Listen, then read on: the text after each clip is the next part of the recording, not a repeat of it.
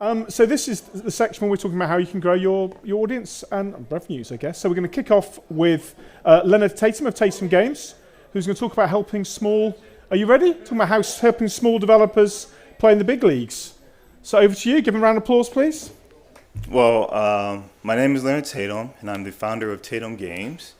Before I get into my spiel, I just want to thank everyone in attendance here, and also thank Pocket Gamer Connects for having me. It's my first time in Toronto, so I mean, it's been fun. All right, let's get into it. Okay. I'm just going to start from the beginning. I've always known that I wanted to create games. Even as a child, I was inspired by Squaresoft. I love pretty much every game that they created. Here's some of my favorite products there. I wanted to actually work as a developer for Square. It didn't work out that way. Instead, I went into IT, and then I went into web development, and then ultimately I found a home as a native Android mobile app developer, and I've been doing that ever since. So you're probably wondering, like, where in this timeline does Tatum Games fit? Well, I got old. I started reevaluating my life. And I started thinking about what makes me happy, right? What am I passionate about? You know, is my career fulfilling, all these sorts of things. And that made me revisit my idea, my childhood dream of becoming a game developer and developing games. So there is a reason why I'm sharing you all this backstory, and it's related to the statistics here. So according to Electronic Entertainment Design and Research Institute, that's a mouthful, only 4% of games that are released will ever turn any sort of profit. And Indie Game Haven reported that just straight out, 70% of all indie games are just going to fail. And of the 30% that are successful, only 7% will earn enough revenue to even start a second project. You know, when I look at this, I don't think of this as just companies failing, products failing. To me, this is aspirations and childhood dreams that has sort of gone to rest. And that's just a very tragic story. So now the question becomes, what can we do to change this outcome? I know a lot of us are probably thinking it's just a matter of money, right? If we have more money, that would solve everything.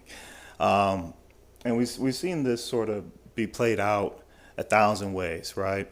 Game studio goes out, raises $100 million, and then meanwhile, us as bootstrappers, smaller game studios, we're thinking to ourselves, man, if I had $100 million, I have like 100,000 games, right? But it's not really a model for success, and neither is relying on revenue either. And we've seen that with companies and games like Vainglory, for example. These guys raised over $1 billion, and they still failed. You know, so money isn't everything, and it doesn't guarantee you success. I'm going to take it back a little bit, go back into my little origin here for Tatum Games. So when, like I said, I got old, started Tatum Games, and then I started working on my first product. It was called Heroes vs. Villains. The whole title is Heroes vs. Villains, Rise of Nervo. And it took me 3 years just to get that product into an alpha version. I was just a solo developer. I took that product and I showcased it at Pocket Gamer Connect London. And it was there that I met the founder of King. And if you guys are unfamiliar with King, these guys created Candy Crush. And in our conversation, he tells me that he had just opened up his 9th game studio, and that each of his studios produces and releases about 10 to 15 games per year. So maybe it was just my ignorance, but I didn't know that you were allowed to open up multiple studios, so that came as a shock to me. But then also just doing a quick math, I mean, that would mean that these guys are producing over 100 games per year, which is crazy. And I think in that conversation, he was a very nice guy. He could sense that my energy sort of changed, and he offered me some advice. He says to me that when I release my game, make sure that my app icon is of my main character just screaming out into the distance.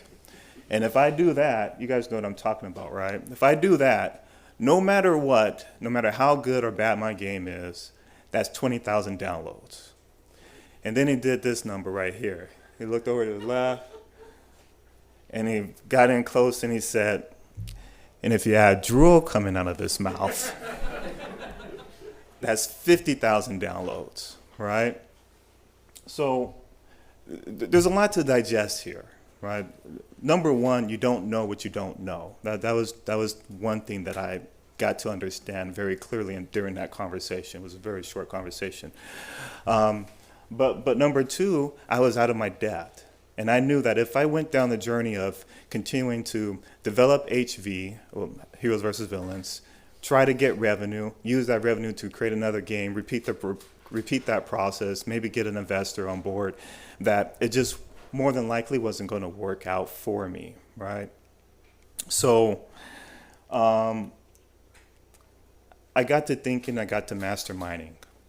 I identified that over several years of research that this is what I need to address, right? I need to think about how can I get enough data, because the reason why King is able to figure out how many downloads Drool is going to give you, right, is because they just have a tremendous amount of data. Me by myself, I'm not producing 100 games per year. I don't have that. And then also, I don't have a team of data scientists, data analysts, data engineers as well. That's super costly, right? So even if I did have that data, I mean, I need that as well. And then how do I get the support that I need just to keep moving forward? So it was all these problems that I started thinking about, and that's what led me to creating Micros, right? Micros is an analytics service. And before you guys think this is a sales pitch, it's not. Micros is a free tool for everyone to use. But this is the secret sauce. It's just data. Let me just go into how Micros sort of addresses a lot of our pain points as small developers and independent developers. I solved the issue of there not being enough data by using data pooling. So now it doesn't matter if you have 10 users, 10,000 users, or 1 million users. Our technology is going to look across the entire ecosystem, all contributed data, and it's going to figure out trends and stats and share that equally to everyone. So that's pretty cool. The other problem that I solved was, and this was a little bit easier, is that, well, what if you don't have, or what if you can't afford data scientists, data analysts, and so forth? Well, we just replaced that with AI. Our AI is co-developed by Google. It's one of our strategic partners. If you want to know how powerful it is, it's more powerful than GPT-3, but less powerful than GPT-4. So it's right in between there. But what our AI does is spends 24/7 just looking for trends, looking for ways to improve your game, and it tells you in plain English, step by step, hey, you should do this. And it could be recommending some sort of service, it could be recommending some sort of change in your app. Whatever it can figure out, it's going to suggest to you. And another really cool thing about what we do is we allow you to do side-by-side comparisons of your KPIs versus your competitors. We do so in a safe way, so we never reveal like the identity of of your competitors. We never reveal your identity either. It's just meant to provide context, right? So that now you have some sort of North Star to know this is how many more users I need to get in order to be competitive, right? Or this is how much revenue I need to get in order to be competitive. And then the last thing is that Micros isn't just an analytics service. It is technology. It's a tool that you guys can use, but it's really just an entire ecosystem that you can tap into. So we have this community as well. Again, it's a free community. We have game developers here. We have animators, illustrators, just everyone that's game aligned in there. We all help each other out. Eventually what we want to do is we want to bring in publishers and investors into the space. So as you're providing updates about your game into the Micros community, they'll be learning about it as well organically. And and hopefully that's going to help you build up the rapport and the relationships that you need to get the investment dollars that you want. So I left a lot of time for Q&A, but I didn't know what else to really add. There's a lot more that I could bring to the table as far as equalizing things, because data is only one step. We do plan to also get into marketing and advertising. That's another section that is just not tailored towards the small and individual game developer. So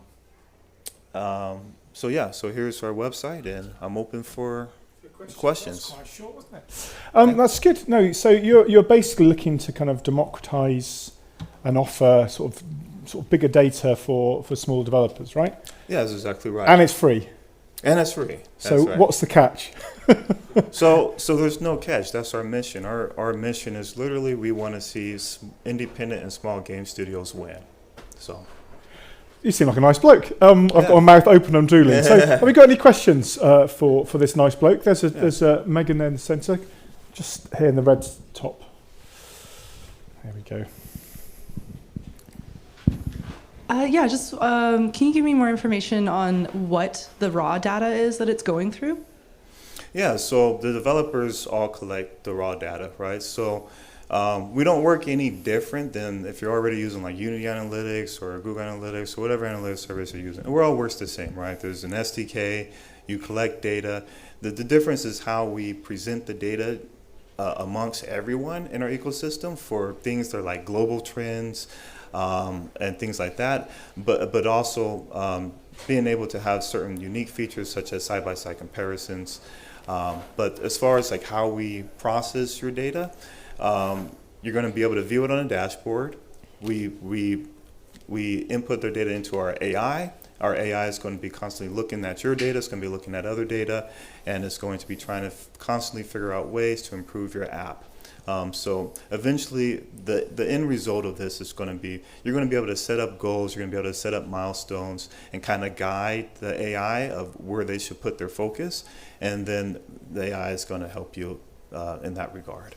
So it's kind of a bit like this sort of the data tools like your App Annies or App Magic, whatever, but around a wider scope of things. Yeah. Do we have that's a good question? Any other questions we have here? Come on, don't be shy. Question at the back. There's a man with a blue t-shirt on. Don't you hate it when you turn up and everyone else is wearing the same thing? It's terrible. It's kind of fun too. We're all on the same team. I have a question just kind of further what you were, the moderator was asking about, which is, in terms of not what's the catch, but what's your all's business model? Because I think that's important. You're doing something really great for other people, but how do we know you're going to be around for a while to keep doing it if you're not monetizing off of it? No, that's great. So we plan to go back to creating games. Now that we have this sort of tool in our back pocket, we feel comfortable going back to creating games and knowing that this technology is going to help us put us in a better position to succeed. And it's already working with respect to our product development and planning. So we didn't have any sort of idea whatsoever what type of game to create. And this is something that's very new, which is why I haven't really mentioned it. It's only been like a month since we started on this project, but we looked to micros. So micros told us, hey, this is the trending type of content, this is the trending type of gameplay, this is the trending type of such and such. So we just looked at all of that and we said, okay, this is the game that we're going to create based off of that. So that's how we're going to monetize. So we're going to monetize through games, and we pass that savings on to you. And also, don't get me wrong, we also have like a premium feature as well. So if you do want to pay us, you can. But just the way that our service works, because of this collaborative piece, the more data that gets inputted into it, the more powerful the technology. We don't want to put any sort of price tag in front of us getting as much. So you're kind of benefiting from the data, but everybody in the platform is benefiting from the data exactly, anyway. So, exactly. No, it's good. It's kind of pooling together. I like that. That's kind of like a cabal. And so you can't talk about your new game then yet? Well, it's very new. What we did is we asked micros, tell us how to create a game where players are going to play that game 24/7. So we really wanted a game that was just going to generate a bunch of data so that we can be major contributors to the Micros ecosystem. So that's what we told Micros to, and then it gave us some results. So that's what we're starting to build. So you're tapping into AI. AI is telling you what to do. Exactly. You're basically a slave to the AI. That's what's happening here. Yeah. Is this plugged into Ricardo's brain then? Is this kind of the king CEO? Is he somewhere with like a probe stuck into his head telling us how to... That was interesting. In fact, is that a real story? Because even if it wasn't, it was a great story. Yeah. I know Ricardo. He's a very, very nice billionaire. That's cool. That's really cool. Do you have any more questions for... No? If we don't, I'd suggest you just download it and join it. It seems like a good... I haven't been in myself, and I don't make games. It seems a very hard way to make money, but I used to do conferences. It's really easy. But no, I think... I think, it sounds like a good initiative, and I wish you success. And thanks for coming on and sharing it and sharing that great story. Hopefully you'll get more people on board, and we can all collectively take on the big guys. So big round of applause for Leonard, please. Thank you, guys. Thank you very much. Cheers.